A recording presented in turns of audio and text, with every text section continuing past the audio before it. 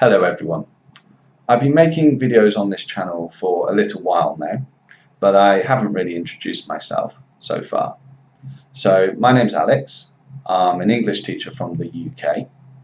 More specifically, I'm from a small city called Worcester. I've been teaching English since 2013 and I've lived in 4 different foreign countries: Uzbekistan, China, Oman and Russia. I live in Russia now, and on Facebook I use my name the way that Russians say it, which is Alex Vuls. Now, the reason I'm telling you this is because it's important background to the story that follows. So I basically got into a bit of an argument with a guy on Facebook who doesn't believe I'm a native speaker. It's actually not the first time that's happened. But I just found this so funny that I felt I had to share it. Now, to share this, I was debating with myself whether I want to show all of this guy's details, but I decided not to. The reason being that I'm not really out to attack this person, but I think that this guy is the symptom of some wider problems within English teaching. And so one of the goals of this video is really to try and raise awareness of some of these issues. I take my job very seriously and I'd like to see English teaching taken more seriously, but unfortunately I don't think this guy really helps that cause. So the guy, we'll call him Andrew because that is his first name, but I'll blank out his second name. He lives in Thailand in a place called I'm going to pronounce this horribly, I'm sure, Ubon Ratchathani. Like me, he is a native speaker, but he comes from Scunthorpe. Unlike me, he has some unnamed TEFL certificate. On the other hand, I have both CELTA and Delta, which are 2 very well regarded teaching qualifications awarded by Cambridge Assessment, which is itself a part of Cambridge University. And you'll see the irony of that in a short while. So the argument started when I posted a comment on an advert for the website italki, or maybe it's an app, I'm not entirely sure. But the first 10 seconds of the ad said something like, "Speaking is the only way to improve your speaking."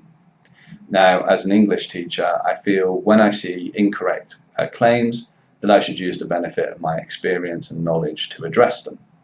So here is my response. So I start by pointing out that speaking is not the only way to improve speaking. It might sound sensible, but actually it's not true. So it's a bit like saying playing football is the only way to get better at playing football. Well, if that's the case, why do football players do different drills and exercises? If all you did was speak, you would get to a point where speaking no longer helps. Well, okay, this is maybe a bit on the extreme side. But once you've got to a good level of fluency, accuracy and pronunciation with the language that you already know, you're going to need new input in order to continue developing. So I give an analogy here about building muscle by lifting weights, and here in my analogy, food is the input. I then give a couple of other ways that can indirectly improve speech. And I do acknowledge that you do need to speak. So my point is that yes, speaking is necessary to improve speaking, but it's not the only thing that is necessary, or indeed the only thing that would improve speaking, which is the claim that was made in the video. Now, I will own up to all of the edits that I made to my comments during this exchange. In this one, I accidentally wrote, "Writing out things you would like to speak." This was a slip, which I guess is caused by the fact that I wrote the word speak and speaker and speaking so much. So if you count, there are 9 times where I wrote those still in that comment. And then there is the one that I edited to more correctly say, "Writing out things you would like to say." Now, Andrew started out reasonably okay. Except conversational lessons with an NES. Now, for anyone who doesn't recognize that acronym, that's Native English Speaker, not Nintendo Entertainment System. With an NES, teacher is the optimum opportunity to improve your English speaking skills by being directed, guided, and corrected to a more natural and proficient English speaking habit. Is that better? Now, Andrew actually had sent another comment at the same time, but I missed it. So I'm going to be telling this from the perspective of the order that I saw his comments. It does get a bit messy as we go through them. So I told Andrew that I still had issue with this comment. The biggest one being that native English speakers are optimal. So as I point out, whether native or non-native, the quality of teachers varies. And let me just point out that I was simplifying here. So teachers occupy a large spectrum from excellent to terrible. Good and terrible are not the only options by any means.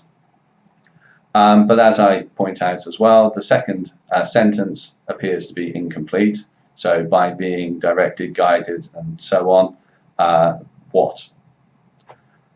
I mentioned there are some issues I wanted to raise awareness of here, and this is one of them.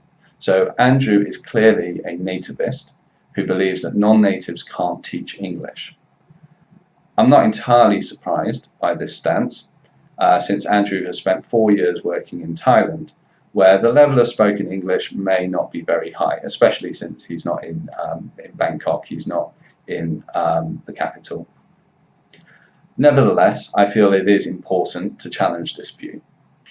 So next I noticed the other message that he posted, and I don't know what he edited here, but still he decides that I can't write or need English writing, and I assume by this he thinks that I need an English writing course. Now this is just illogical, because the ad was a video, so if there was any issue in me understanding the message in the advert, then it would have been a listening problem, or possibly a reading problem because there were subtitles, I think, as well. Also, note the clause there, which is true, which he uses as an independent sentence, thereby attempting to use which to refer to the statement preceding it. However, he should really use this, or replace the full stop with a comma and use a lowercase w to make it a non-defining relative clause. Now, I wouldn't normally care about this. This is how people write on Facebook, but you'll see why I care as we continue. So once more, I asserted my position, and the fact that there is a difference in the meaning of these two ideas about whether you need to speak to improve speaking, or whether speaking is the only way of improving speaking. And following this point, the torrent of comments really started. So the next one I saw was this, and I don't recall what he edited here, but interestingly, there's still a mistake which I pointed out to him twice. Can you spot it? While you're looking, let me also just add that the laughing emoji was him.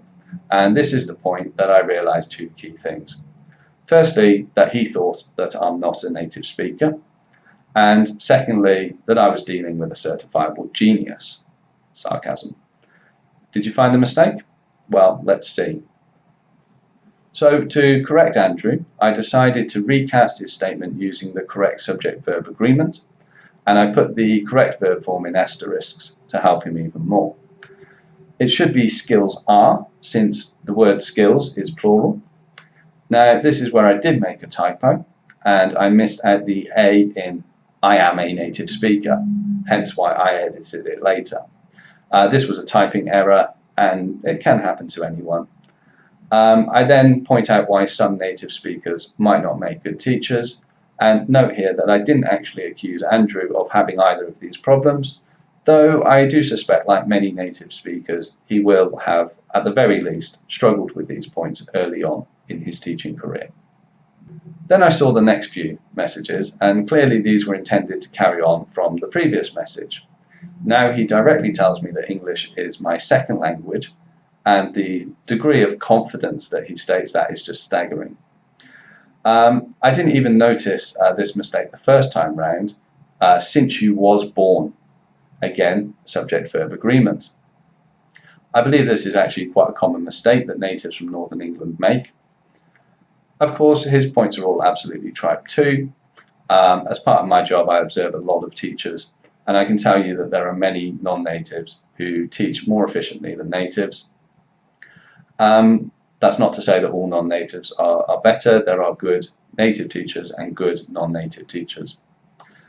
And as I've said already, being good at something does not necessarily mean you can teach it well. And so far, Andrew hasn't even shown his English is all that good. So now he reveals that he thinks I'm Russian. And that's probably to do with the fact that I'm using a Russian transliteration of my name. It doesn't matter that my surname is not remotely Russian in appearance. I don't know where he gets 5 years from, but to be honest, you can probably learn more Russian than I know on a week-long intensive course. I might be exaggerating there a little bit, but I'm not even intermediate in Russian. And again, Andrew shows what a little genius he is by adding an emoji. He really loves his little comments. So next, he wants me to correct some undisclosed grammar problems. If anyone finds any, please feel free to contact me about them. And anyone keeping score of Andrew's grammar errors, so far I think we're on 2 subject-verb agreement errors at least. And then straight away another edited comment. Here I do remember what the edit was. He originally mistyped and wrote ace and not case.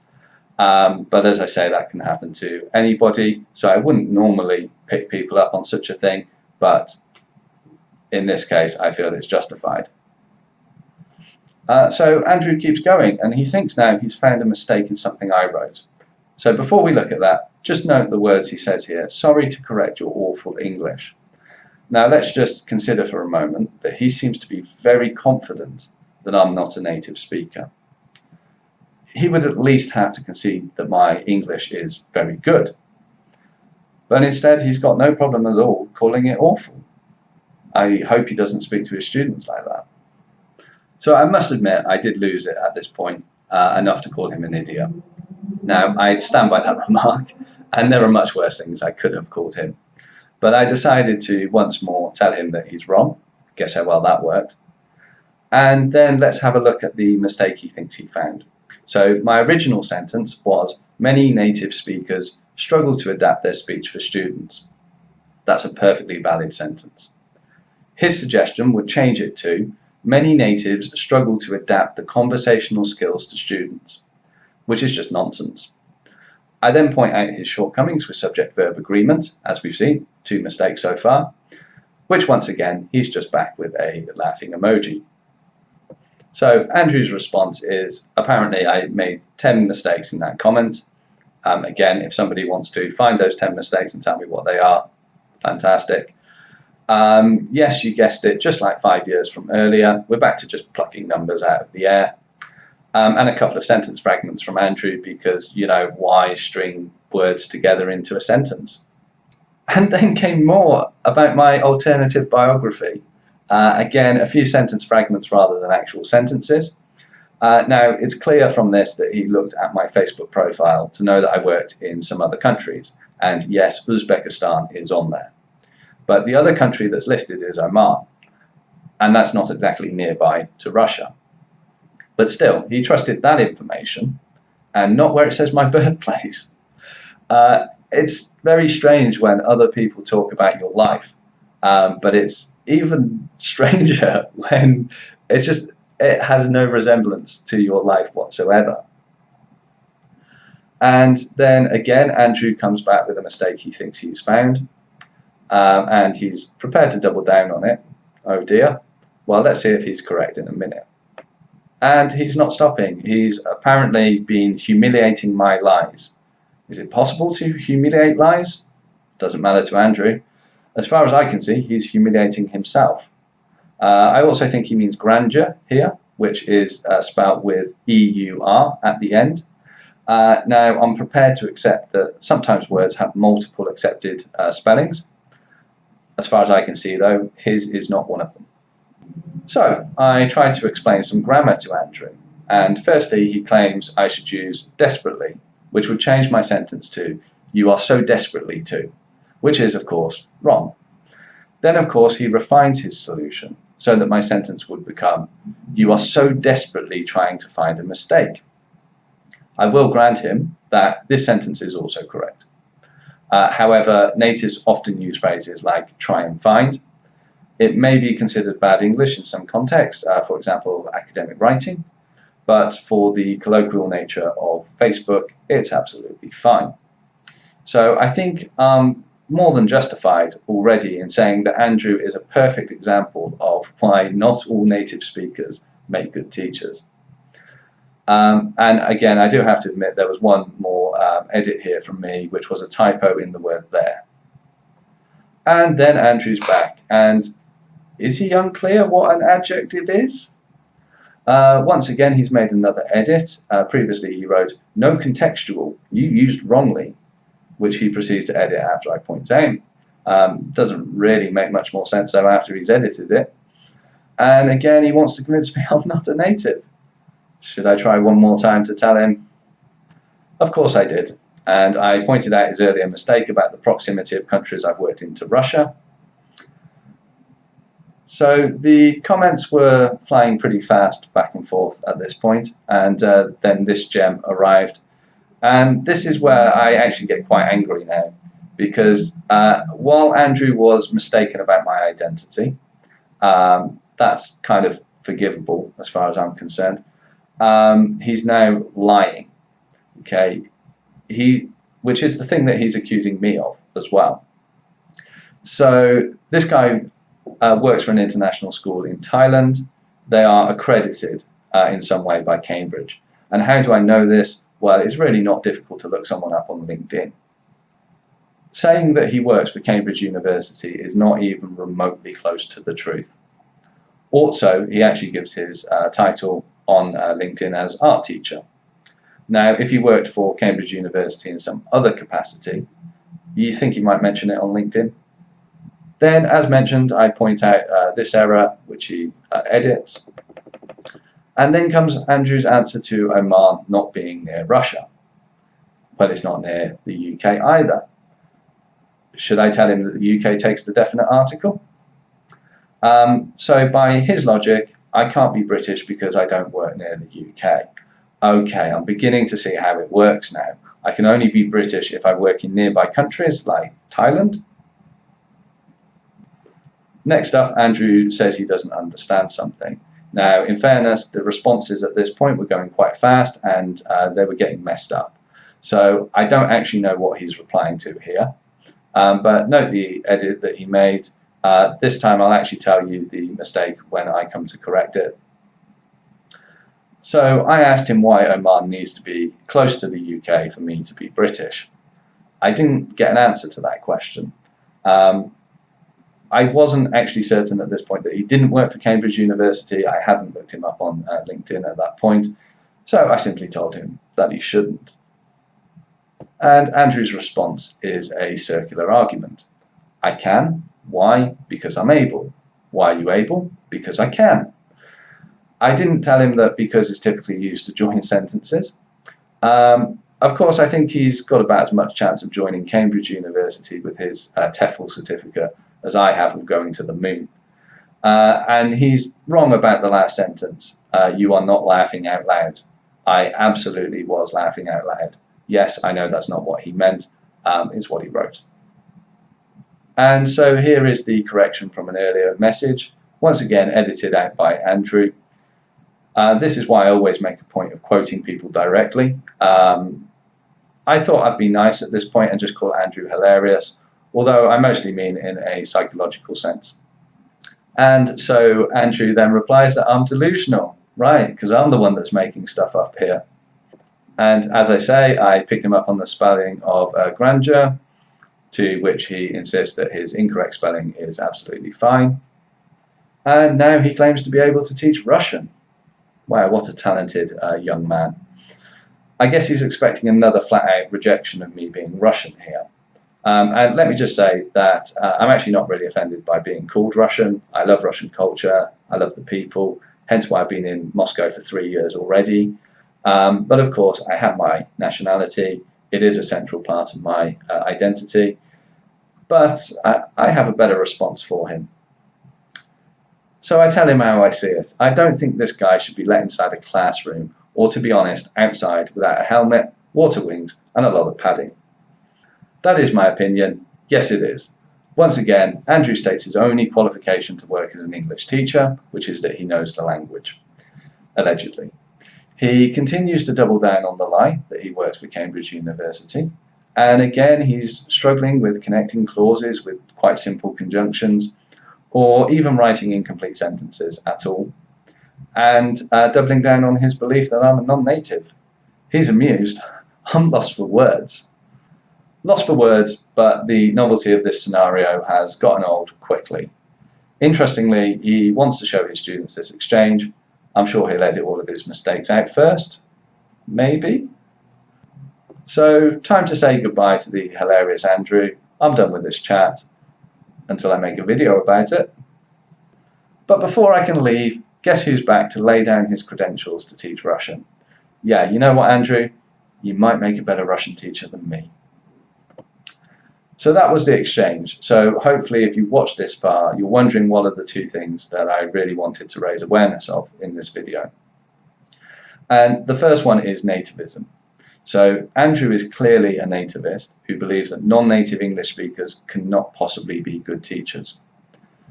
Andrew is quite extreme, in fact, in that he believes the only requirement to teach a language is to be a native speaker of it.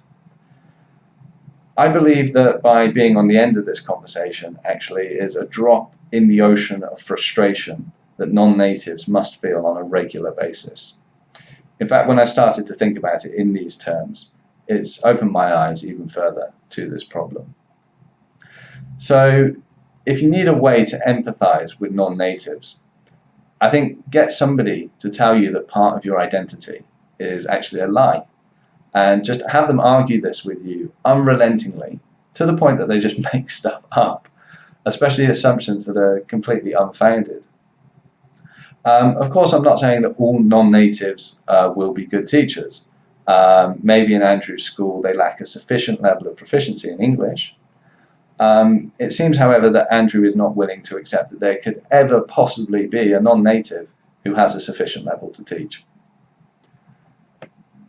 And the second thing is the dunning-kruger effect. Andrew seems to be a very good example of this. So dunning-kruger describes the situation where someone has a little bit of knowledge or experience and then think they know everything, to the point that they're not willing to listen to anybody who might have more experience or knowledge than them. This is something that I quite commonly see in new teachers, or teachers who have worked for several years without any meaningful supervision. And I wouldn't be surprised if that was the case for Andrew. Far Eastern schools often have local managers who lack either the knowledge of teaching, the ability to speak English, or sometimes both. And that's not to say that the teachers who work in those environments are always awful teachers. The problem is that some teachers there just seem to get stuck at the point of development that they're at. It is argued that everyone experiences dunning-kruger to some extent, and I can see how that might be true, and even when I have experienced it. The important thing is that teachers, and in fact all professionals, need help moving past this point. If you're working in any job at all, I would encourage you to think about where you might have experienced dunning-kruger. Because this isn't just limited to when you start a career, but also as you branch out into different areas, into new things. If you can identify where you might have an unfeasibly high level of confidence, that could be dunning-kruger. So, thank you for watching. If you enjoyed, please like and subscribe, and until next time, stay safe.